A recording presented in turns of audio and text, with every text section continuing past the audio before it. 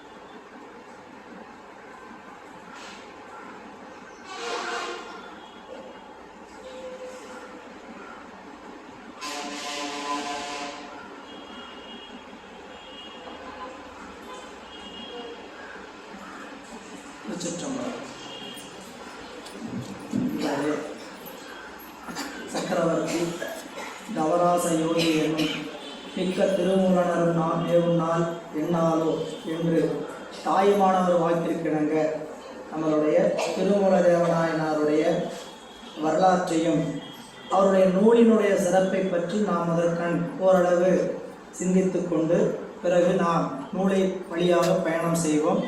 அதுக்குள்ளே நமக்கு அடுத்த வகுப்புகள் நூலும் வந்துவிடும். முதல் பாடல் படிக்கும்போது நூலோடு படித்து நாம் பயணிக்கலாம். உங்கள் கையில் நூல் இல்லைனாலும் நாம் இன்றைக்கி பார்க்கக்கூடிய செய்தி திருமூல தேவநாயனார் அருளி இருக்கக்கூடிய திருமந்திரமாகிய நூலினுடைய சிறப்பும் ஆசிரியனுடைய வரலாறு. இந்த இரண்டும் தெரியாத வழி நூல் எப்படிப்பட்ட உயர்ந்த நூல் என்பதை பற்றி நாம் அறிய முடியாது. ஒரு நூலை பற்றி இல்லை ஒரு பொருளை பற்றி நாம் அறிந்து கொள்ள வேண்டுமானால் அதனுடைய சிறப்பு என்ன என்பதை நாம் முதலில் தெரிந்து கொள்ள வேண்டும். கடைக்கு போகிறோம், ஒரு பொருள் வாங்கணும்னு ஆசைப்படுறோம், பட்டு புடவை எடுக்கணும்னு ஆசைப்படுறீங்க. எங்கே போவீங்க? பக்கத்தில் தான் காஞ்சிபுரம் ஐயா, செங்கத்துலேருந்து ரொம்ப பக்கம் அப்படின்ட்டு காஞ்சிபுரம் பட்டு எடுத்தால் நல்லா இருக்கிற பொருளில் அந்த பொருளை வாங்கும்போது அந்த பொருள் உயர்ந்ததாக எங்கு கிடைக்குங்கிற தெரிந்து கொள்கிறோம் அல்லவா? ஒவ்வொரு பொருளினுடைய உயர்ச்சி தெரியாத வழி அந்த பொருளினுடைய தரம் நமக்கு தெரியாது, மதிப்பு தெரியாது. எனவே திருமூலர் அருளி இருக்கக்கூடிய நூல் எப்படிப்பட்டது, அவர் எந்த நிலையிலிருந்து அந்த நூலை நமக்கு கொடுத்திருக்கிறார் அப்படிங்கிறத நாம் கொஞ்சம் சிந்திக்கணும். எனவே நம்மளுடைய பெரியோர்கள் முன்னோர்களாக இருக்கக்கூடிய அருளாளர்கள் பல வகையான நூல்களை நமக்கு கொடுத்து விட்டு போன அவசியம் என்ன? இத்தனை நூல் தேவைங்களா? எல்லாமே ஒரே செய்தியை பற்றி தானே சொல்கிறோம். இறைவனை பற்றுங்க, பற்ற வேண்டிய பற்று அதுதான். விட வேண்டிய பற்று உலகப்பற்று. சரிங்களா? உலகப்பற்று நமக்கு இன்பத்தை தருவது போல ஒரு நாள் துன்பத்தை கொண்டு வந்து தந்தே தீரும். இறைவனுடைய பற்று நமக்கு இன்பத்தை மட்டுமே தரும். இவ்வளவுதான செய்தி. நீங்கள் சொல்ல வரக்கூடிய செய்தி இவ்வளவுதானே. சரிங்களா? எங்கேயாவது ஆசை அதிகமாக வைக்காத, துன்பம் வந்துடும். அதனால் என்ன பண்ணு, இறைவன் மீது எவ்வளோ வேணால் ஆசை வை. இறைவன் மேலே வைக்கிற ஆசைக்கு அளவீடெல்லாம் வைக்க வேண்டியதில்லை. இல்லை, எவ்வளோ ஆசை வேணால் வைத்துக்கொள், அந்த பொருள் என்ன பெறாது, துன்பத்தை தராது. எனவே இப்படியெல்லாம் நமக்கு சொல்லக்கூடிய செய்தி ஒன்றா இருக்கும்போது எதுக்கு இத்தனை நூல் அப்படின்னு கேள்வி எழலாம். நம்மளுடைய அருளாளர்கள் நம்மளுடைய அறிவு மாறி மாறி வருகின்ற ஒவ்வொரு காலத்திற்கும் ஒவ்வொரு அருளாளர்கள் தோன்றி நெறிப்படுத்தி கொண்டே இருந்தார்கள். ஒரு காலத்தில் 7ஆம் நூற்றாண்டு வரை பல வகையான சைவ சமய செய்திகளை பதிவிட்டிருந்தாலும் 7ஆம் நூற்றாண்டில் வெறும் தமிழகத்தினுடைய நிலை ரொம்ப கடைப்பட்ட நிலையாக இருந்தது சமயத்தில். அப்போ நமக்கு ஞான சூரியர்களாக தோன்றியவர் இருவர், எம்பிரான் திருஞான சம்பந்தமூர்த்தி நாயனாரும் எம்பிரான் திருநாவுக்கரசு நாயனாரும். இவர் இருவரும் தோன்றி தமிழகத்தில் சைவ சமயத்தை மீண்டும் மறுமலர்ச்சி செய்து எல்லோரும் சைவ சமயத்தில் ஊன்றி இருக்கிற அளவுக்கு நிறைய திருப்பதிகங்களை அற்புதங்களை நிகழ்த்தினார்கள். சமயத்தினுடைய வேலை என்ன அப்படின்னு கேட்டீங்கன்னா, சமயம் அப்படின்னாவே நம்மை பண்படுத்துவது தான் சமயத்தினுடைய பணி. சமயம், ஒரு சமயத்தை நம்ம கடைபிடிக்கிறோம் அப்படின்னா அந்த சமயத்தினுடைய தலையாய பணி என்னன்னு கேட்டிங்கன்னா, நம்மை நெறிப்படுத்துவது தான் இந்த சமயத்தினுடைய கடப்பாடு. அப்போது சைவ சமயத்தின் வாயிலாக அறிவு செம்மைப்படணும், நம்ம அறிவு நெறிப்படணும் அப்படின்னு காட்டிய அருளாளர்கள் பல அருளாளர்கள். அவங்க சொன்ன கருத்து எல்லாமே ஒரே கருத்து தான், இறைவனை அடைந்து இன்புறுங்கள். பலகலை ஆகமம் வேதம் யாவையினும் கருத்து பதி பசு பாசம் தெரித்தல். பலகலை ஆகமம் வேதம் யாவையினும் கருத்து. ஆகமத்தில் என்ன சொல்லியிருக்கிறாங்க ஐயா, வேதத்தில் என்னங்க ஐயா சொல்லியிருக்கிறாங்க, புராணத்தில் என்ன சொல்லியிருக்கிறாங்க அப்படின்னு எதை எடுத்து படித்தீர்களானாலும் சொல்லக்கூடிய பொருள்கள் 3 பொருள்கள் தான், பதி பசு பாசம் என்பவற்றை பற்றி. இதை நமக்கு முதலாக தனியாக விளக்கி காட்டியவர் எம்பிரான் திருமூல தேவநாயனார். முதல் அவர் தான் பதி பசு பாசம் எனப்பகர் 3இல் பதியினை போல் பசுவாசம் அனாதி, பதியினை சென்றணுகா பசுவாசம் பதியணிவில் பசுவாசம் நில்லாவே என்று குறிப்பிட்டு அவர்தான் நமக்கு முதல் அப்படிப்பட்ட நெறியை காட்டியவர். அவருடைய காலம் மிகவும் முற்பட்ட காலம், இன்னும் 3000 ஆண்டுகள் என்று சொல்லக்கூடிய அவளுக்கு அவருடைய முற்பட்ட காலம். அவருடைய வாழ்ந்த கடைசி காலம் கிபி 5 என்பது ஆராய்ச்சியாளர்களால் எடுத்துக்கொள்ளப்பட்ட உண்மை. கிபி 5 காரைக்காலமையார் காலத்துக்கு பிறகு திருஞான சம்பந்தமூர்த்தி நாயனாருடைய காலத்திற்கு முன்பு, இந்த 2 இடைப்பட்டது. அது களப்பிரர்கள் வந்த காலம் 5, 6, 7, 5ஆம் நூற்றாண்டு, 6ஆம் நூற்றாண்டு, 7ஆம் நூற்றாண்டினுடைய முற்பகுதி. இதெல்லாம் களப்பிரர்கள் தமிழகத்தில் இருக்கக்கூடிய இலக்கியங்களை சிதைவு செய்து நம்மளுடைய நூல்களை எல்லாம் அழித்து, சுவடிகளை எல்லாம் அழித்த காலம். அப்படி அழித்தது போக கிடைத்திருக்கக்கூடிய சொத்துக்கள் தான் இந்த சொத்துக்கள். அப்போ திருமூல தேவநாயனார் கிபி 3ஆம் நூற்றாண்டு, அதாவது காரைக்கால் அம்மையார் காலத்திற்கு பின்னாக, அதற்கு முன், அதாவது ஞானசம்பந்தருடைய காலத்திற்கு முன்னதாக இடைப்பட்ட காலம்தான் அவர் இறுதியாக திருவாவடுதுறையில் இருந்த காலம் என்று ஆராய்ச்சியாளர்களால் நமக்கு சொல்லப்படுகிறது. அவர் வாழ்ந்த காலம் 3000 ஆண்டுகள் யோகத்தில் இருந்தார். 3000 ஆண்டுகள் யோகத்தில் இருந்தார். என்னங்க 3000 ஆண்டுகள் யோகத்திலையா? இப்படி இந்த உடம்பை வச்சுட்டு 3000 ஆண்டுகள் யோகத்தில் இருக்க முடியுமா? வழக்கமாக பள்ளிக்கூடத்தில் பசங்களுக்கு சொல்கிற உதாரணம் சொல்கிறேன். அது உங்களுக்கு ஏற்புடையதாக இருந்தால் ஏற்றுக்குங்க, இல்லாட்டினா விட்டுருங்க. புரியுங்களா? புரிஞ்சுக்கிறதுக்காக. அப்போது ஒரு மாணவன் ஒரு வீட்டில் அவங்க தந்தையார் ஒரு மிதிவண்டி வாங்கி கொடுக்குறார். இந்த மிதிவண்டி எதுக்கு வாங்கி கொடுத்தார்? பள்ளிக்கூடத்துக்கு போயிட்டு வாப்பா, நீ வீட்டில் ஏதாவது கடைக்கு வேலைக்குன்னா போயிட்டு வாப்பான்னு சொன்னாங்க. இல்லை, இப்போ பள்ளிக்கூடத்துக்கு விட்டு கொண்டு போகிறதுக்கு வாகனம் வந்துடுது. கூட்டிகிட்டு போயிட்டார். கடைக்கு போகிறது அப்பா அம்மாவே போயிட்டு வந்துட்டு இருக்கிறாங்க. இந்த மிதிவண்டி எப்படி நிற்கிது? வீட்டில் பத்திரமா நிற்கிது. இல்லைங்களா? பத்திரமான என்னதுங்க, பயன்பாடு இல்லாமல் அதை பயன்படுத்தாமல் ஒரு பக்கமாக வச்சிருக்கிறார். இந்த இதில் என்ன ஆயிருக்குன்னு கேட்டிங்கன்னா, தூசு படிந்திருக்குமே தவிர அதில் ஒரு தேய்மானமோ புரியல ஒரு பயன்பாட்டுக்குரிய இதில் எதுவுமே ஆகியிருக்காது.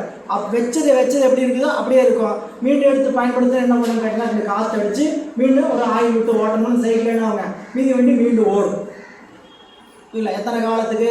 அதனுடைய கால எல்லை எவ்வளவோ அந்த கால எல்லை வரை.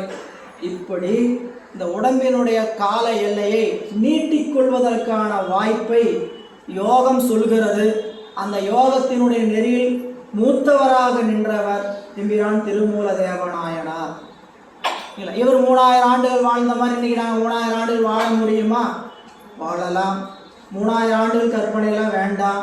சரிங்களா? மனிதனுக்கு வகுக்கப்பட்ட 120 ஆண்டுகள் காலம். அந்த காலம் நம்மளால் வாழ அளவுக்கு நம்மளால் திராணி இருக்குதா, திறம் இருக்குதான்னு கேட்டிங்கன்னா இல்லையே.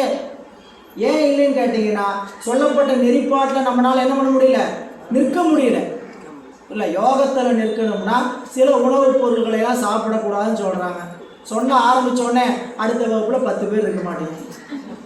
என்னாச்சு? யோகத்தில் நிற்கணும் நாங்கள் ஐயா, இதையெல்லாம் சேர்த்தாதீங்க அப்படி நூலில் சொல்லுங்க. நாங்கள் அந்த கருத்தை சொல்ல வரல, நூலில் இப்படி சொல்லியிருக்கிறாங்க. யோகத்தில் நிற்கணும்னா பால் சேர்த்தக்கூடாது. பாலே சேர்த்தக்கூடாதுங்களா? என்னங்க பெரிய அணுகுண்டா போடுறீங்க நீங்கள் அப்படின்னு நீங்கள் நினைக்கலாம். இதெல்லாம் நூலில் சொல்லப்பட்டிருக்கக்கூடிய செய்திங்க. புரியுது? அப்போ இந்த செய்தியை சொன்னோம்னா என்ன ஆகும்னு கேட்டிங்கன்னா, எல்லோருக்கும் நூலுக்குள்ள அந்த திறம் பயணிக்கிற திறனான குறைந்து விடும். அப்போது நம்மளால் என்ன பண்ண முடியும்னு கேட்டிங்கன்னா, நம்ம உடம்புக்கும் நம்மளுடைய வாழ்க்கை சூழலுக்கும் எதை கடைபிடிக்க முடியுமோ அதை கடைபிடிச்சு இந்த உடம்பை வச்சு என்ன பயன்பாட்டு அடையணுமோ அந்த பயன்பாட்டை அடைஞ்சாலும் 120 வருஷம் வாழ்ந்து என்ன பண்ண போகிறோம்? 3000 ஆண்டு வாழ்ந்து நம்ம திருமூலமாக ஓலைச்சபடி எழுத போகிறோம். அப்படி ஒன்றும் இல்லை. ஏதாவது நம்ம இப்போ உலகத்தை சாதிக்க போகிறோமா? 3000 ஆண்டுகளிலிருந்து ஒரு சாதனையும் பண்ண முடியும். 30 தலைமுறை தாண்டிடும். புரியுதுங்களா? 30 தலைமுறையில் 3 தலைமுறைக்கு மேலே நாம் எப்படிப்பட்ட சாதனை செஞ்சிருந்தாலும் நினைக்காது. கவனிங்க, நாம் எவ்வளோ பெரிய சாதனையாளர்களாக இருந்தாலும் 3 தலைமுறைக்கு மேல் நம் சாதனை உலகத்தில் பேசப்பட மாட்டாது. எங்கேயாவது அப்பப்போ நினைப்பாங்க, அவ்வளோதான். புரியல? எனவே 3000 ஆண்டுகள் 300 தலைமுறை வாழ்ந்து நாம் என்ன பண்ண போகிறோம்? அதனால் அந்த நினைப்பெல்லாம் ஓரமாக வச்சுக்கிட்டு எது நடைமுறை சாத்தியம், எது பிராக்டிக்கல், எது நடைமுறை சாத்தியம், இந்த உடம்பில் எந்த விதமான நோய்க்கும் இடம் கொடுக்காமல் வாழ்வது எப்படி, அப்படி வாழ்ந்து இந்த உடம்பை எதற்காக இறைவன் கொடுத்திருக்கிறாரோ அந்த பயனை அடைவது எப்படி? சரிங்களா? அதெல்லாம் உடம்புல நோய் வராமல் வாழ்ந்துட்டு எதையோ பண்ணிட்டு வாழ்ந்துட்டு இருக்கா நினச்சக்கூடாது. இது எதுக்காக கொடுத்துருக்கிறார்? இந்த உடம்பினை வளர்த்தே உயிர் வளரும். அவருடைய கொள்கையே அவ்வளோதான். இந்த உடம்பை எதுக்கையா கொடுத்துருக்கிறதுன்னு கேட்டால், உடம்பை வளர்த்துக, உயிரை பேணுவதற்காக. உயிர் எதை அடைய வேண்டுமோ அந்த பொருளை அடைவதற்காக இந்த உடம்பை பேணுங்களே தவிர உடம்பை வேறு ஒன்றுக்காகவும் நாம் என்ன பண்ணக்கூடாது, மதிக்கக்கூடாது.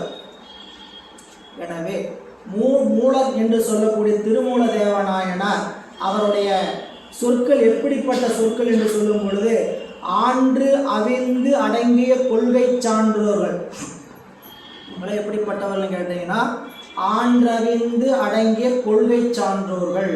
இவர்கள் சொல்கிற வாக்கெல்லாம் ஒரே மாதிரி தான் இருக்கும். திருமூலர் சொன்னது வேற மாதிரி இருக்குதுங்க, அந்த சித்தர் சொன்னது வேற மாதிரி இருக்குது. நீங்கள் சிவவாக்கிய சித்தர்னு படிச்சிருப்பீங்க. சிவவாக்கிய சித்தர் சொல்கிறது வேற மாதிரி இருக்குது, திருமூல தேவநாயகர் சொல்கிறது வேற மாதிரி இருக்குது, பதஞ்சலி முனிவர் சொன்ன யோகம் வேற மாதிரி இருக்குன்னு நினைக்கவே கூடாது. நமக்கு வேற மாதிரி தெரியுதுன்னா நம்ம எங்கே தப்பு இருக்குது, நம்மகிட்ட தான் தப்பு இருக்கே தவிர. இப்போ என்ன சொல்லிட்டு போயிட்டாங்கன்னு கேட்டிங்கன்னா, இவங்க சொன்ன, அதாவது மூத்தோர்கள் தேவர் குரலும் திருநான்மறை முடிவும் மூவர் தமிழும் முதுமொழியும் கோவை திருவாசகமும் மூலர் சொல்லும் ஒரு சொல் என்று உணர். இவங்க சொன்ன கருத்தெல்லாம் வேற இல்லை. கருத்து வேறையாக நமக்கு படுதுன்னா நம்மளுடைய செய்தியில் என்ன ஆகுது, தவறு இருக்கு.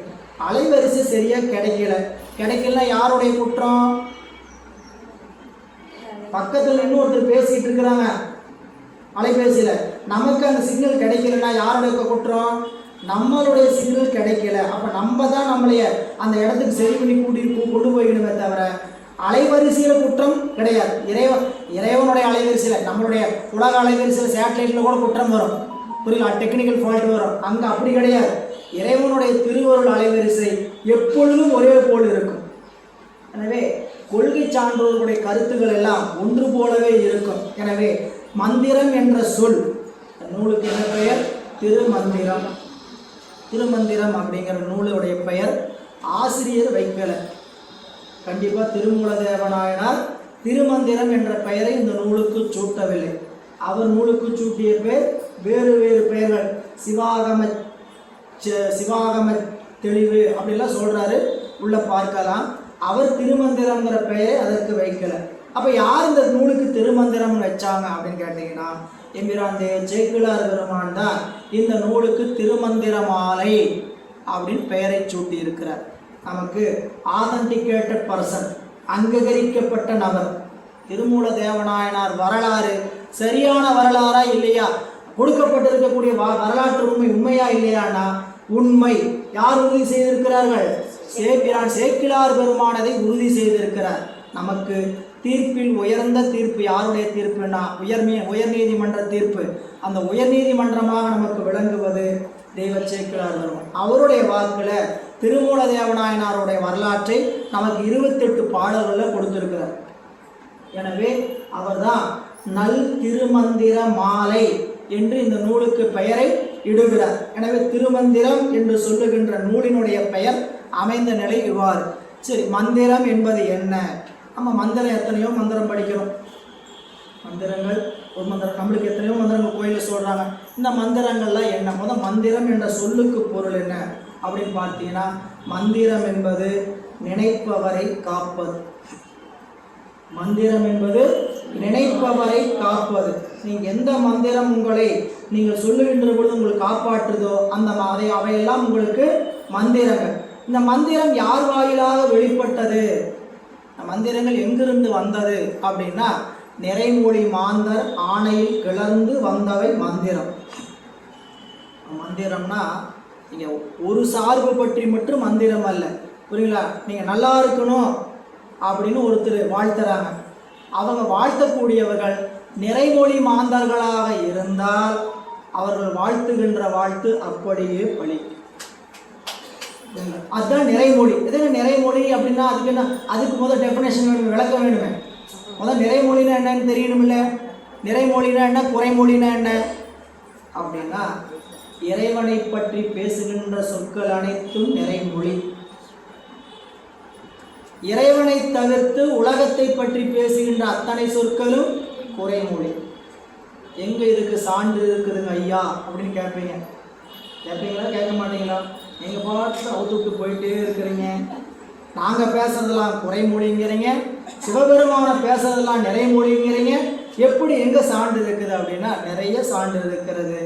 அதில் எம்பிரான் நம்பியாரூரராகிய சுந்தரர் படிச்சிருக்கிறீங்கள, நால்வர்ல எத்தனாவது? அவரு மூன்றாவதாக இருக்கிறார்.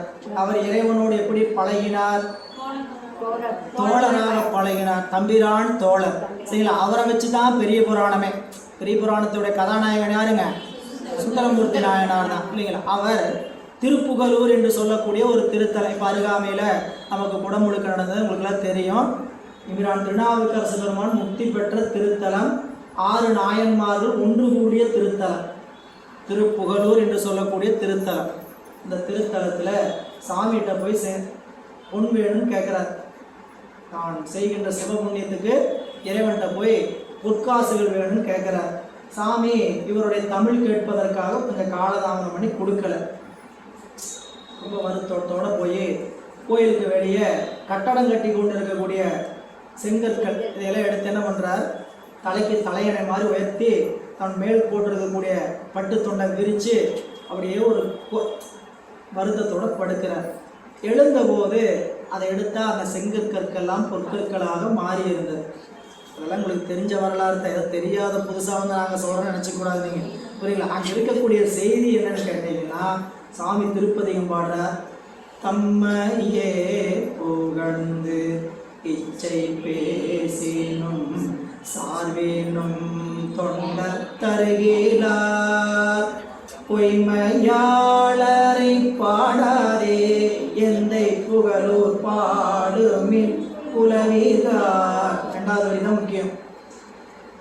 பொய்மையாளரை பாடாதே எந்தை புகழூர் பாடுமின் புலவீர்கார். புலவர்களே, உலகத்துல போய் பொய்மையாளரை பாடாதீங்க. பொய்மையாளர் யாரு? யாரெல்லாம் இந்த உலகத்தையே உண்மை என்று கருதிட்டு இருக்கிறோமோ அவங்களுக்கு பேர் என்னதுங்க? பொய்மையாளர். எத்தனை பேர் கருதிட்டு இருக்கிறோம்? 1 2 3 அப்படின்னு நம்ம எல்லாருமே கை தூக்கிட வேண்டியதான். எல்லாருமே இந்த உலகத்தை என்னன்னு கருதிட்டு இருக்கிறோம்? உண்மை. இந்த உலகம் நிலைத்த பொருள். இந்த உலகம் மட்டுமல்ல, கண்ணுக்கு தெரிகிற அத்தனை பொருள் நம்ம நினைச்சிட்டு இருக்கிறோம். நிலைத்த பொருள் நினைத்து கொண்டு இருக்கின்றோம். அது தவறான செய்தின்ட்டு நீங்களாம் சித்தாந்தத்தில் தலைகீழா முதல் சூத்திரத்தை மனப்பாடம் சொல்லுவீங்க இல்லைங்களா? முதல் சூத்திரத்தை என்ன சொல்லுங்க? இந்த உலகம் தோன்றி நின்று அழிவு. இந்த உலகத்தினுடைய இயல்பு என்ன? தோன்றி நின்று அழிவு. அதான் சித்தாந்தத்தில் விரிவாக பார்ப்பீங்க. இங்கே நூலுக்குள்ளேயும் இன்னும் விரிவாக பார்க்க இருக்கிறோம். சித்தாந்தத்தில் எல்லாம் சித்தாந்தத்துக்கும் முன்னோடியாக இருப்பது திருமந்திரம். சித்தாந்தங்கிற சொல்லை முதல் பயன்படுத்தியவர் திருமூலர். சித்தாந்தங்கிற சொல்ல முதல்ல நூலில் பயன்படுத்தியவர் யாருன்னு கேட்டீங்கன்னா திருமூல தேவநாயனார் தான். எனவே திருமூலர் சொல்லாத செய்திகளே கிடையாது. நூலுக்குள்ள திருமூலர் காட்டி இருக்கக்கூடிய நெறிய படித்தோம்னா நமக்கு உலகியல் வாழ்க்கை, அருளியல் வாழ்க்கை, மெய்யியல் வாழ்க்கை, யோக வாழ்க்கை, ஞான வாழ்க்கைன்ட்டு அள்ளி கொட்டி கொடுத்துருக்கிறார். சும்மா நாங்கள் இன்னும் நூலுக்குள்ள முழுமையால பயணிக்கல. உங்களுக்கு என்ன ஒரு தைரியம்னா, நாங்கள் ஒரு 10 ஆண்டுகளாக திருமூலனுடைய தேவாரத்தை திருமூலர் என்ன பண்ணுறோம்? முற்றோதல் பண்ணுறோம். 3000 பாட்டி வருஷத்துக்கு ஒருக்க என்ன பண்ணிடுறோம்? படிச்சிடறோம். இந்த 3000 பாட்டி ஒரு முறை படிச்சிருக்கிறதுனால அங்கங்கே இது சொல்லப்பட்டிருக்கு. அந்த போகிற போக்கில் படிச்சிருக்கல. இந்த ஆடு நுனிப்புள்ள மேய்மொழிகளா அப்படி நீங்கள் எல்லாம் இதெல்லாம் சொல்லிட்டு வராரு அப்படின்னு தெரிஞ்சு வச்சிருக்கிறதுனால இங்கே இல்லாத செய்திகள் இல்லைன்ட்டு மேம்போக்காக சொல்கிறோம். உள்ளுக்குள்ளே சில பாடல்களை ஆழமாக படித்திருக்கிறோம். அதை கருத்தில் கொண்டு அவருடைய சிந்தனையினுடைய ஆழ்ந்த நோக்கை நாம் தெரிந்து வைத்திருக்கிறோம். எனவே நம்மளுடைய திருமூல தேவநாயனார் அருளி இருக்கக்கூடிய திருமந்திரமாகிய நூல் பல வகை செய்திகளை உள்ளடக்கி இருக்கக்கூடிய ஒன்று. எனவே சுந்தரமூர்த்தி நாயனார் சொன்னார், பொய்மையாளரை பாடாதே. பொய்மையாளரை பாடாதே அப்படின்னு என்னன்னா, இந்த உலகத்தை உண்மை என்று நம்பிட்டு இருக்கிறவங்களுக்கு பேர் என்னதுங்க? பொய்மையாளர்கள். அப்படிப்பட்ட பொய்மையாளரை போய் பாடனேன்னா என்ன பண்ணுவாங்க? உனக்கு பரிசு கொடுத்தாலும் கொடுக்கலாம், கொடுக்காட்டியும் போகலாம். எந்தை புகழூர் பாடுமின். சிவபெருமான் எழுந்தருளி இருக்கக்கூடிய திருப்புகழூர் கோயிலுக்கு போய் பாடனேன்னா, அவரை புகழ்ந்து பாடனேன்னா உனக்கு என்ன கிடைக்குன்னு கேட்டீங்கன்னா, இம்மையே தரும் சோறும் கூரையும் ஏத்தலா ஏடற்கெடலுமா. இம்மையே சோறும் கூரையும் ஏத்தலாம். இதெல்லாம் ரொம்ப அவசியம். சாப்பாடு போட்டால் உனக்கு சாயங்காலம் நான் உட்காந்து பாடம் சொல்லுவேன். எல்லா ஊருக்கும் போய் தைரியமாக பாடம் சொல்றதுக்கு எதுக்காக நினச்சிக்கிட்டீங்க? போகிற மக்கள் நிறைய சாப்பாடு போடுறாங்க குறையில்லாமல். அதனால் என்ன பண்ணுறோம்? சாப்பாடுக்கு குறையில்லை. அப்புறம் சாப்பாட்டுக்கு மட்டும் குறையில நினச்சிக்காதீங்க. ஆடை எடுத்து கொடுத்துட்றாங்க, வீடு எல்லாமே சந்தோஷம். அதனால் என்ன பண்ணுறேன்னு கேட்டிங்கன்னா, எங்களுக்கு ஐயா நீ சொன்னால் பாடம் போகும்போது உங்களுக்கு இது பயனடையமோ அடையாதோ, ஆசிரியர் தான் இதில் முழு பயனை அடைய போகிறார். எது? பாடம் சொல்கிறதுனால, திருமந்திரம் பாடம் சொல்கிறதுனால. உண்மை அதுதான். சரிங்களா? இப்போ திருமந்திரம் படிப்போமா படிக்க மாட்டோமா ஏன்னா ஆசை, ரொம்ப ஆசை திருமந்திரம் பாடம் சொல்லணும் அப்படின்னு ஆசை இருந்தாலும் ஆசைக்கு எவ்வளோ வகுத்துக்கலாம். இப்போ நான் என்னுடைய ஆசைக்கு பாடம் சொல்லணும்னு வச்சுங்க, 10 பேர் வந்தாலும் சரி ஆன்லைனில் சொல்லுங்கள், உங்களுக்கு புரியுதோ புரியலையோ நீங்கள் பாடல் கேட்டுட்ருங்க. நான் என்ன பண்ணுறேன்? ஃபோனில் முன்னாடி உட்காந்துக்கிட்டு அப்படி 2-3 நூல் சொல்லிட்டு இருக்கேன். எல்லா நாளும் சொல்ல முடியுமா? எல்லா நாளையும் சொல்ல முடியுங்களா? சித்தியார் சொல்கிறோம், சரிங்களா? திருக்குறள் சொல்கிறோம், இப்படி ஒவ்வொரு நூலாக சொல்கிறோம். இப்படி சொல்லும் பொழுது அந்த நூலெல்லாம் இணையதள வாயிலாக சொல்லக்கூடிய நூலெல்லாம் நம்மளுடைய விரிவுக்காக நாம் படிக்கிறதுக்காக சொல்கிறது. ஆனால் ஆழ்ந்து புரிந்து உணர்ந்து சொல்வதற்கான நூல்களை நேரடியாக சொல்லும் பொழுது அதுக்கான வாய்ப்பு. ஐயா சொல்லும்போது உங்களுடைய முகம்தான் எங்களுடைய கண்ணாடி. ஆசிரியருக்கு எது கண்ணாடின்னு கேட்டீங்கன்னா, முன்னாடி யாரெல்லாம் பாடம் கேட்டுட்டு இருக்கிறாங்களோ அவங்க தான் என்னதுங்க? கண்ணாடி. இந்த கண்ணாடி மங்களா இருந்துச்சுன்னு வச்சுங்க, செல்லுபடி ஆகாததுக்கு நம்மளுடைய விற்பனை அப்படி என்ன பண்ணணும், கடையை. எனவே நீங்கள்லாம் சித்தாந்தம் பலகாலம் பயின்றிருப்பதனால உறுதிப்பாட்டோட, சில பேர் தான் இந்த சித்தாந்த வகுப்பில் தொடர்பு இல்லாதவங்க இருப்பீங்க. நிச்சயமாக உங்களுக்கு புரிகிற அளவுக்கு எவ்வளவு பாடத்தை எளிமையாக கொண்டு போகணும் அவ்வளோ எளிமையாக தான் கொண்டு போகப்படும். இல்லை திருமந்திரம் பாடத்தை இப்படியே ஆழமாக சொல்லியிருக்கிறத அப்படியே அப்போ அது இல்லை. திருமூலர் அதை விட திருமூலர் அனுபவித்து அந்த அனுபவ உணர்வு எனக்கு கிடைக்குமா, அதை எடுத்து சொல்ல முடியும். நூலாசிரியர் உரையாசிரியர் சொல்லியிருக்கிறாங்க. உரையாசிரியர் ராமநாத பிள்ளை உரையாசிரியர் இருக்கார், அருணை வடிவேல் முதலியார் உரை எழுதியிருக்கிறார், இன்னும் பலரும் உரை எழுதியிருக்கிறாங்க. அந்த உரையெல்லாம் கேட்டு அந்த உரையை வாங்கி அப்படியே என்னால் சொல்ல முடியுமா? என்னுடைய பாத்திரம் எவ்வளோ இருக்குதோ அவ்வளோதான் என்னால் வாங்க முடியும். அந்த பாத்திரத்தை நான் உங்கள்கிட்ட என்ன பண்ணுறான், வாங்கின பொருளை உங்கள்கிட்ட பரிமாறும். உங்கள் வயிறு எவ்வளோ இருக்குதோ அவ்வளோக்கு தான் சாப்பிட முடியும். நான் நிறையா சமைச்சிட்டு வந்தேன்னு வச்சுருங்க, சமைச்சிட்டு வந்தது பூரா நான் உங்களோட கொட்டியே தீருவேன். நீங்கள் இலையை நீட்டுங்க, பாத்திரத்தை நீட்டுங்க, டப்புன்னு போட்டுருந்தா சார் கொஞ்சம் நிறுத்துங்க, என் வயிறு உங்கள் அன்புக்கு என் வயிறு பாத்திரம் ஆகாது, உங்கள் அன்புக்கு என் வயிறு பாத்திரம் ஆகாது அப்படி என்ன பண்ணிடுவீங்க, சாப்பிட்றதுக்கு திகட்டிடும். எனவே திருவருள் அதெல்லாம் திருவருள் பார்த்துக்கு நம்ம ரொம்ப ஆராய்ச்சிக்குள்ளே போக வேண்டியது இல்லைங்க. நமக்கு புரியுமா புரியாதா, சொல்ல முடியுமா சொல்ல முடியாதா, சொல்கிறதுக்கு ஒன்று உட்கார வச்சிட்டாரு, கேட்குறதுக்கு ஒன்று உட்கார வச்சிட்டாரு. என்ன புரியணும்னு அவன் நினைக்கிறானோ அதை புரிய வச்சா போதும். சிவம் நமக்கு என்ன புரிய வைக்கணும்னு நினைக்கிறாரோ அதை புரிய வைப்பார். சரிங்களா? இன்னைக்கு புரியலைங்கிற விஷயத்த கவலைப்படாதீங்க, இன்னைக்கு புரிஞ்சதுன்னு நினச்சதை சந்தோஷப்படுங்க. வகுப்பில் வழக்கமாக சொல்கிறதா, இன்னைக்கு வந்தபோது நான் பூஜ்ஜியமாக வந்தேன், இங்கிருந்து போகும்போது கண்டிப்பாக +1 இருக்கும். என்னதுங்க, ஒரு செய்தியாவது நம்ம என்ன பண்ணியிருப்போம், உள்ளுக்குள்ள வாங்கியிருப்போம். அந்த அளவுக்கு நம்ம என்ன ஆகிருக்கிறோம், அறிவாளி ஆகிட்டோம். இன்றைக்கி நம்ம என்ன ஆகிட்டோம், ஒன்றுமே தெரியாமல் வந்த நம்ம என்ன ஆகிட்டோம், ஒன்று தெரிஞ்சிருக்குங்கிற அளவுக்கு அறிவாளி ஆகிட்டோம். சந்தோஷமா இல்லையா எல்லாத்துக்கும்? சரி, இப்போ திருமூல தேவநாயனார் அவர் எப்படி நம்மளுடைய அருளாளர்கள் எல்லாம் நிறைமொழி மாந்தர் என்பதற்கு எம்பிரான் நம்பியாரூருடைய வரலாற்றை சொன்னோம். அவர் சொல்லும்போது என்ன சொன்னோம், இம்மையே தரும் சோறும் கூரையும் ஏத்தலாம் இடர்கெடலுமாம், இந்த பிறப்பில் உண்ணுவதற்கு உணவும் உடுப்பதற்கு உடையும் தங்குவதற்கு வீட்டிற்கும் எந்தவித குறையும் நிறைவேற்ற மாட்டான், அவனை புகழ்ந்து பாடினான். அது மட்டுமல்ல, அம்மையே சிவலோகம் ஆழ்வதற்கு யாரும்மையுறவில்லையே, இந்த பிறப்புக்கு என்ன தேவையோ அதையும் கொடுப்பார். இந்த பிறப்பை விட்டு நீங்கி மீண்டும் பிறவா நிலையாக இருக்கக்கூடிய சிவத்தினுடைய திருவடியும் தருவார் என்று காட்டுகிறார். அப்படி இறைவனுடைய திருவருளை பெற்றிருக்கக்கூடியவர்கள், இறைவனுடைய திருவடியை நம்பியிருக்கக்கூடியவர்களுக்கு மெய்யடியார்கள், அவர்களுக்கு பேரு மெய் அன்பர்கள். நல்லா கவனிங்க, மெய்யடியார், உண்மையடியார், சிறந்த அடியார் கேள்விப்பட்டிருப்பீங்க இல்லைங்களா? நீங்களா சிறந்த அடியார், நீங்களா சிறந்த அடியார், நீங்களா பக்குவப்பட்ட அடியார். எதையாவது கேட்டால் என்ன சொல்லுங்க, எனக்கு பக்குவம் இல்லைங்க அப்படின்ட்டு போயிடும். சிறந்த அடியாருக்கு என்ன இலக்கணம், எது சிறந்த, யார் சிறந்த அடியார்? மணிவாசர் சொல்ல, சிறந்து அடியார் சிந்தனையுள் தேனூர் நின்று. திருவாசகத்தில் படிச்சிருக்கிறோம், சிவபுராணத்தில் சிறந்தடியார் சிந்தனையுள் தேனூர். அதே நாங்கள் சிறந்தடியார் எப்படி இருப்பாருங்க, நிறைய உத்தராக மாலை போட்டிருப்பாரா, நல்லா நெத்தினே எண்ணெய் வச்சுட்டு இருப்பாரு, காய்கறி அஞ்சு குடும்பம் போட்டிருப்பாரு. எதுக்கு சிறந்தடியாருக்கான இலக்கணம் அப்படின்னா, சிவமே சத்தான பொருள், சிவமே சத்தான, சிவத்தை தவிர உண்மை பொருள் வேறு எதுவும் கிடையாதுன்னு யாரெல்லாம் உறுதியாக துணிந்திருக்கிறீங்களோ அவங்கெல்லாம் மெய்யடியார், மெய் என்பர் சிறந்தடியார். நீங்களே எழுதி ஃபில்அப் பண்ணிக்கங்க. நாம் அப்படி இருந்தோம்னா நாம் எப்படிப்பட்டவங்க, சரி யாரும் சொல்ல வேண்டியதில்லை. நாம் வெளியே போய் நீங்கள் சொல்ல வேண்டாம் நான் சிறந்தடியார்ன்ட்டு. நீங்கள் வெளியே போய் என்ன பண்ணிக்கணும்னா, நான் சிவபெருமானை தவிர வேறு யாரையும் நம்புறதில்லை, வேறு எனக்கு அவரை தவிர்த்து வேறு எதுவும் முக்கியம் இல்லை அப்படின்னு வெளியே போய் நான் அதனால் சிறந்தடியார் மெய்யடியார் நீங்கள் வெளியே போய் காட்டுறதுக்காக அல்ல. நாம் உறுதிப்பாட்டோட சிவபெருமானுக்கு நான் எப்படிப்பட்ட தொண்டன், உண்மை தொண்டன், சிறந்த அடியார். எனவே அப்படிப்பட்ட சிறந்த அடியார்கள் சொல்லக்கூடிய மொழிக்கு பேர் தான் நிறைமொழி.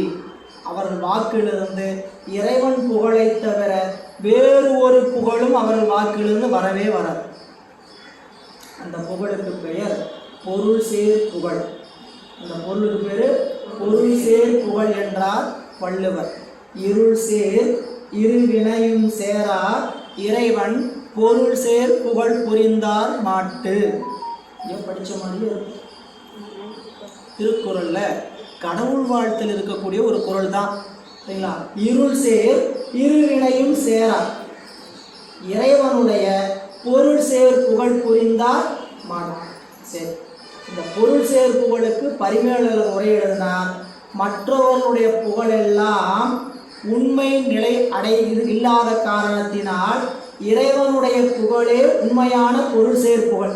இப்போ நான் புரிஞ்சுக்கிற மாதிரி சொல்லணும், புரிஞ்சுக்கிறதுக்காக தான் இந்த ஆசிரியர் பெருமக்கள் என்ன சொல்லியிருக்கிறாங்களோ அப்படியே உங்களோட சொல்கிறேன். சரிங்களா? இப்போது இந்த வகுப்பு துவங்கப்படுகிறது. ஒரு வாழ்த்துறை, ஒரு முன்னுரை, வாழ்த்துறை ஒரு பெரியவங்களை கூப்பிட்டு வாழ்த்துறை சொல்கிறோம். வாழ்த்துறையில் மேடையில் ஒருத்தர் சிறப்பு அழைப்பாளர் எழுந்திருக்கிறார். அவருக்கு வாழ்த்துறை சொல்கிறதுக்கு ஒருத்தர் அழைக்கிறோம். ஒரு வாழ்த்துறை பேசுகிறது உண்மையாக பேச முடியும்? உண்மையை பேச முடியுங்களா? எங்கள் ஆசிரியர் ஐயா சொன்னால் தான் சொல்லணும். உண்மையை பேசணும்னா என்னை பற்றி உண்மையை பேசணும் என்ன ஆயிரும்? எல்லாமே என்ன ஆயிரும்? இவ்வளோ தானே இவர். ஆனால் அவர் அங்கே என்ன சொல்லிட்டு இருப்பார்? இவரை போல ஆட்கள் வேறு யாருமே கிடையாது, அவர் எத்தனை இடத்துல எவ்வளவு அருமையாக சொல்லிட்டு என்ன பண்ணிட்டு இருக்கிறாரு தெரியுமா அப்படி என்ன பண்ணுவாங்க? உண்மை இல்லாத புகழையெல்லாம் சொல்லிட்டு இருப்பாங்க. அதுக்கு பேர் என்னங்க? பொருள் சேரா புகழ். பொருள் சேரா புகழ். வாழ்த்துறை எழுதி வாழ்த்துறை சொன்னோம்னா, இல்லாட்டி யாராவது நன்றியோட சொன்னோம்னா உண்மையாக சொல்ல முடியாது. என்ன மேடை நாகரிகம் என்ன பண்ணுவான்? அவர் உண்மையிலேயே மிக உயர்ந்தவர், அவர் பழைய பணிகளை ஆற்றி கொண்டு இருக்கிறார், அவர் செய்கின்ற சைவ சமய பணிகளுக்கு அளவே கிடையாது அப்படி என்ன பண்ணிட்டு இருப்போம்? எடுத்து விட்டுட்டு இருப்போம்.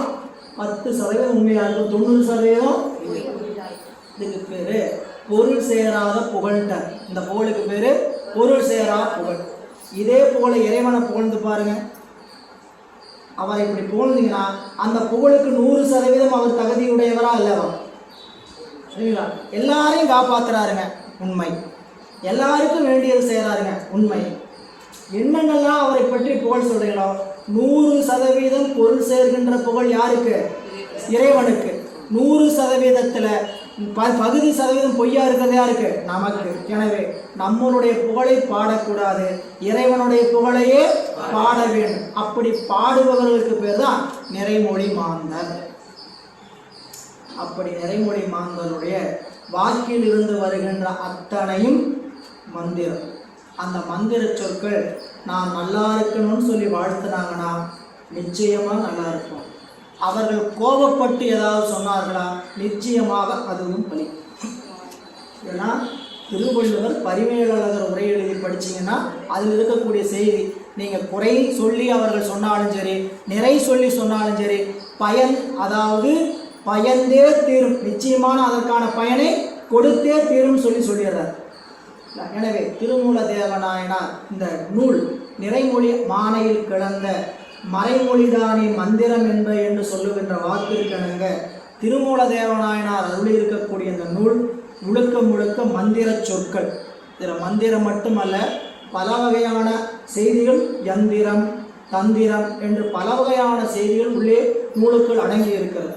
அவர்களுடைய நூலுக்குள்ள எப்படி இந்த அமைப்பு இருக்குதுன்னு பார்த்தீங்கன்னா, இந்த நூலை பருப்பொருளாக, அதாவது இந்த நூலை பருப்பொருளாக கண்ணுக்கு தெரிகிற பொருளுக்கு பேர் பருப்பொருள் பேர். பருப்பு பொருள் நினச்சிக்காதீங்க.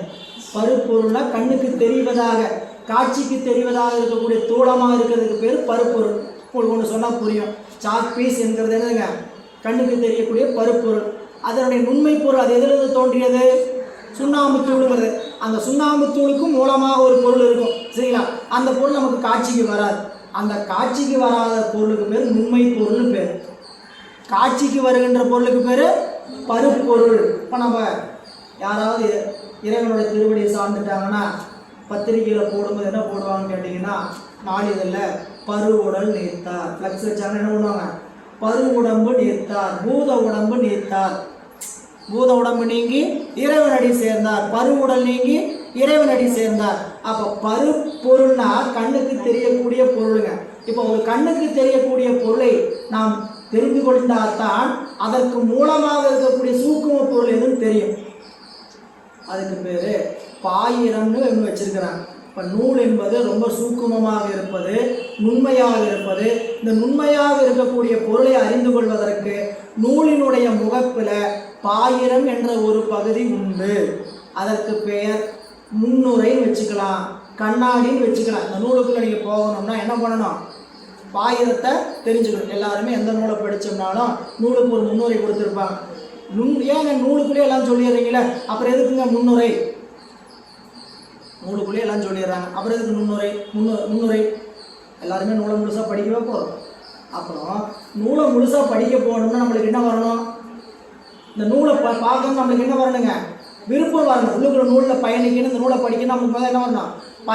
பயணிக்கணும் ஆசை வரணும். இந்த நூலை படிக்கணும்னு ஆசை வரணும். அந்த பயணிக்க வேண்டிய ஆசையை விருப்பத்தை எது கொடுக்குன்னு கேட்டிங்கன்னா அந்த நூலினுடைய முன்னுரை தான் கொடுக்கும். இன்னும் கொஞ்சம் புரிஞ்சுக்கிற மாதிரி சொல்லணும்னா, படம் பார்க்குறோம், ஒரு திரைப்படம். அந்த திரைப்படத்துக்கு முன்னாடி படம் வெளியாகிறதுக்கு முன்னாடி என்ன வந்துடுது? உங்களுக்குலாம் தெரியும், நல்லா டீசர், ட்ரெய்லர் வருதா இல்லையா? எதுக்காக போடணும்? அங்கங்கே படத்தில் இருக்க 4 காட்சி போட்டுட்டு என்ன பண்ணுறாங்க, நம்மளை அப்படியே ஈர்க்கிறாங்க. வாங்க உள்ளுக்குள்ள வந்து திரையரங்கில் பாருங்கள் இந்த காட்சியில் அப்படி இருக்கிறாங்க இல்லைங்களா? இந்த திரையரங்குக்கு இழுப்பதற்கான டீசர் போல பாடலுக்குள்ள நூலுக்குள்ள இருக்கக்கூடிய செய்தியை நாம் படிப்பதற்கு ஈர்க்கக்கூடிய செய்திக்கு பேர் தான் பாயிரம். இல்லை, அந்த பாயிரம் நூல் எவ்வளவு பக்கம் வேணா இருக்கலாம், 1000 முகத்தில் இருக்கலாம். 1000 முகம் அகன்றதாயினும் பாயிரமின்றி பணுவரில். நூல் எவ்வளோ இருக்கலாம்? 1000 பக்கம் இருக்கலாம். நூலாசிரியருடைய திறமை என்னன்னு கேட்டிங்கன்னா, நான் நூலுக்குள்ளே என்ன சொல்லியிருக்கிறேங்கிறத பாயிரத்துக்குள்ளே சொல்லி முடிச்சிருவேன். நூலுக்குள்ளே என்ன சொல்லியிருக்கிறேங்கிறத பாயிரத்துக்குள்ளே சொல்லி முடித்திருவார்கள். எனவே இந்த நூலில் முதல் பகுதியாக திருமூலர் இருக்கக்கூடிய முதல் பகுதியாக இருக்கக்கூடிய பகுதி பாயிரம். இந்த பாயிரத்தை கடந்து 9 தந்திரங்கள் இந்த நூலில் உள்ளன. நூலுக்குள்ள நூலினுடைய அறிமுகம், ஆசிரியருடைய அறிமுகம், நூலுக்குள் பாயிரம் என்று சொல்லக்கூடிய பகுதி ஒரு பகுதி. அதற்கு பிறகு 9 தந்திரங்கள் அமைந்திருக்கின்றன.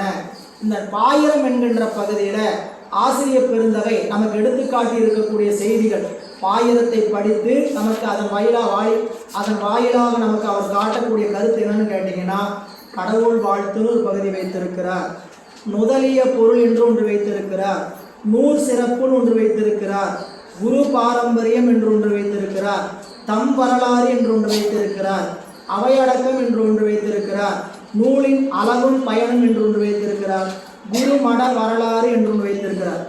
8 தலைப்புகளில் அமைந்திருக்கக்கூடிய பகுதி பாயிரம். கவனிச்சுக்கிட்டே வாங்க. நான் ஒரு செய்தியை ஒரு முறைக்கு 3 முறை சொல்லக்கூடிய அவசியம் என்னன்னு கேட்டிங்கன்னா, இது முதல் பகுதியாக நம்ம பயணிக்கிறதுனால கொஞ்சம் நாட்கள் ஆனால் அவ்வளோ தூரம் உங்களுக்கு சொல்ல வேண்டிய சூழலும் இருக்காது. சொன்னாவே என்ன பண்ணுவீங்க, இப்போ புரிஞ்சுக்கிற அளவு வாழமட்ட அறிவாக இருந்தாலும் ஒரு காலத்தில் நம்மளுடைய அறிவு என்ன மாறிடும், கறிக்கட்ட அறிவாக மாறிடும். அதுக்கப்புறம் கற்பூர அறிவாக மாறும். அதுக்கப்புறம் பெட்ரோல் அறிவாக கூட நம்மளுடைய அறிவு மாறிடும். வெச்சா பற்றிக்கும். நீங்களாம் அவ்வளோ தூரம் சொல்ல வேண்டிங்க, அடுத்த பாட்டுக்கு போங்கய்யா, நீங்கள் எங்களுக்கு நல்லா புரியுது அப்படி வாய் வீட்டில் சொல்ல மாட்டீங்க. என்ன பண்ணுவீங்க, முகத்திலே காமிச்சிங்க. அப்படின்னு முகத்திலே நீங்கள் என்ன பண்ணுவீங்க, எங்களுக்கு இதை பாடலாம் அருமையாக புரியுதுவீங்க. ஆரம்ப காலத்தில் கொஞ்சம் என்ன பண்ணணும்னு கேட்டிங்கன்னா, வண்டி அப்படியே ஸ்லோ பிக்கப் தான் சரிங்க. எனவே இந்த பாயிரம் என்று சொல்லக்கூடிய இந்த பகுதியில் 8 பகுதி அமைத்திருக்கிறார். முதல் பகுதி கடவுள் வாழ்த்து, 2ஆம் பகுதி நுதலிய பொருள், 3வது பகுதி நூறு சிறப்பு, 4வது பகுதி குரு பாரம்பரியம், 5வது பகுதி தம் வரலாறு, 6வது பகுதி அவையடக்கம், 7வது பகுதி நூலின் அளவும் பயனும், 8வது பகுதி குரு மட வரலாறு. கவனிங்க, ஆசிரியர் பெருந்தகை நூலுக்குள்ள முதல் பாடலில் கடவுள் வாழ்த்து அப்படின்னு சொல்லியிருக்கிற பகுதியில் இறைவனுடைய அத்தனை இலக்கணத்தையும் முதல் பாடலை பதிவு பண்ணிடுறார். இந்த கடவுள் வாழ்த்துலேருந்து 8 பகுதி சொன்னோம் இல்லைங்களா, அந்த 8 பகுதி மொத்தம் 39 பாடல் அமைந்திருப்பது. அதில் கடவுள் வாழ்த்து ஒரே ஒரு பாடல், முதல் பாடல். அந்த ஒரு பாடல்லையே இந்த நூலில் யாரை பற்றி படிக்க போகிறோம் என்கின்ற செய்தியை சொல்லிடுறார். கடவுள் வாழ்த்துக்கு எது இலக்கணம் கேட்டிங்கன்னா, ஆசிரியர் தாம் வழிபடுகின்ற கடவுளையாவது அல்லது நூலுக்கு ஏற்புடைய கடவுளையாவது வாழ்த்துதல் கடவுள் வாழ்த்து. கடவுள் வாழ்த்துக்கு இலக்கணம் என்ன? ஆசிரியர் தாம் வழிபடுகின்ற கடவுளையாவது அல்லது நூலுக்கு ஏற்புடைய கடவுளையாவது வாழ்த்துதல் கடவுள் வாழ்த்து. சரிங்களா? வேற ஒரு சக்தியை பற்றி ஒரு நூல் எழுதுறான்னு வச்சுங்க. ஒருத்தர் அபிராமி அந்தாதி, அபிராமி அந்தாதி 100 பாடல் அமைந்திருக்கிறது. உங்களுக்கு எல்லாம் தெரியும். முதல் பாடல் என்ன? தாரமர் கொன்றையும் சண்பக மாலையும் சாத்தும் தில்லை ஊரகம்பாகத்து உமை மைந்தனே உலகேழும் பெற்ற சீரபிராமி அந்தாதி எப்போதும் என் சிந்தையுள்ளே காரமர் மேனி கணபதியே நிற்க கட்டுரையே. இந்த நூல் கடவுள் வாழ்த்து. விநாயகப் பெருமானை வேண்டி கடவுள் வாழ்த்து பாடுறார். யார? உள்ளுக்குள்ள பாடக்கூடிய பொருள் யாருடைய பால்? சக்தியை பற்றி, அம்மையை பற்றி. அந்த சக்தியை பற்றி அந்த பாடலை விளக்கமாக சொல்லியிருக்கும். கடவுள் வாழ்த்து ஆசிரியர் தாம் வழிபடுகின்ற கடவுளையாவது, கடவுள் நூலுக்கு ஏற்புடைய கடவுளையாவது வாழ்த்துதல் கடவுள் வாழ்த்து. புரிஞ்சுக்கிட்டீங்களா? இப்போ இது என்னங்க நூலுக்கு? நீங்கள் முதல்ல சொன்ன செய்தி புரிஞ்சிருக்கோம். ரெண்டாவது செய்தி என்ன சொல்றது புரிஞ்சுக்காமே புரிஞ்சுக்குன்னு சொல்லியிருப்பீங்க. நான் நினச்சிக்கிட்டு பதில் சொல்கிறேன். சரிங்களா? முதல் செய்தி கடவுள் வாழ்த்து நூலுக்கு ஏற்புடைய, தான் வழிபடுகின்ற கடவுள் அல்லது நூலுக்கு ஏற்புடைய கடவுள். இப்போ நூலுக்கு ஏற்புடைய கடவுள் வாழ்த்தை நம்ம பார்த்துட்டோம்.